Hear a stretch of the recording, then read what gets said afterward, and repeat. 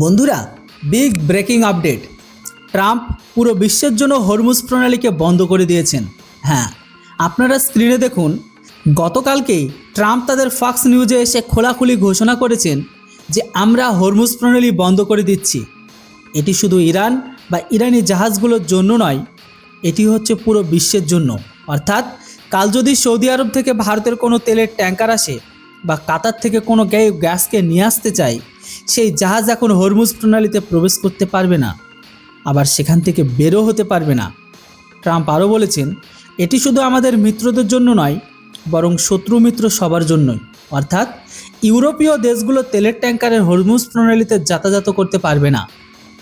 এবার আপনাদের মনে শুনে প্রশ্ন জাগতে পারে যে এই বোকামির পেছনে আসলে কারণ কি? ট্রাম্প চাচা আসলে কি অর্জন করতে চান? তিনি তো এতটাও পাগল নন।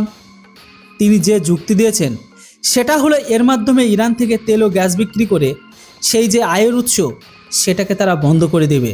মানে ইরান তেল বিক্রি করতে না পারলে তাদের কাছে টাকা আসবে না, আর টাকা না থাকলে তারা ড্রোন বা মিসাইল বা অন্যান্য অস্ত্র তৈরি করতেও পারবে না। এই জন্যই তারা এটিকে বন্ধ করতে চাইছে। কিন্তু কেউ তাকে বোঝাক বা ট্রাম্প চাচাকে এটা তো বলুক যে ইরানের টাকার অভাব নেই, আর এর অভাব হলো তারা এর সলিউশন তাদের কাছে আগে থেকে বের করে রেখেছে।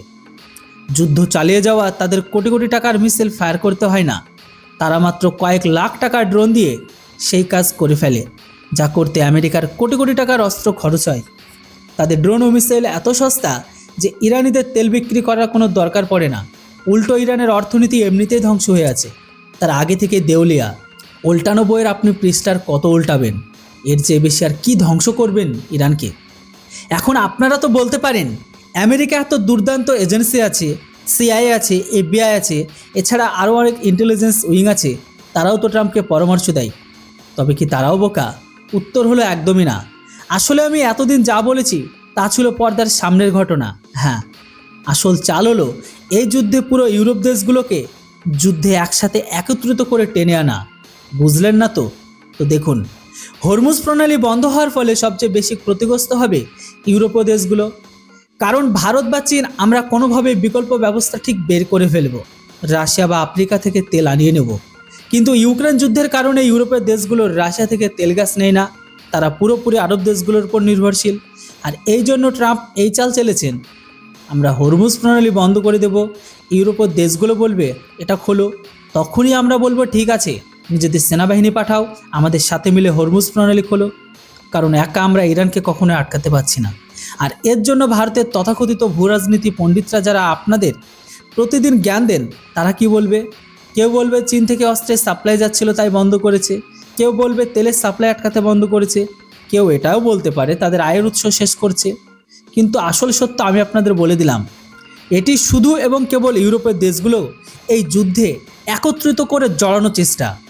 কারণ ট্রাম্পের মাথায় এতটুকু বুদ্ধি অবশ্যই আছে, তিনি বুড়ো ভাম হলেও এতটাও পাগলমও নন যে তিনি উদ্ভট বা উদ্ভব টাইপের ভাবনা চিন্তা নিয়ে নিজের দেশটাকে মায়ের ভোগে পাঠিয়ে দেবে।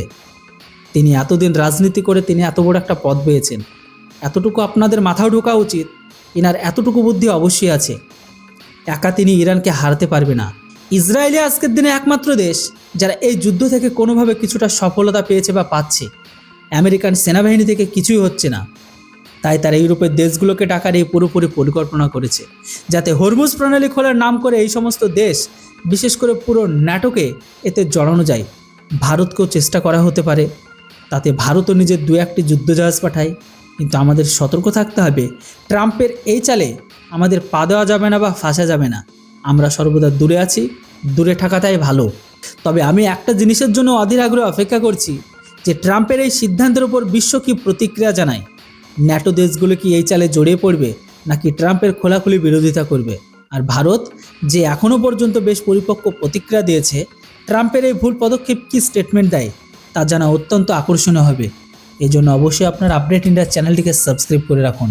এর উপর আপনাদের কোনো মতামত থাকলে সেটাও লিখে জানান। Thanks for watching.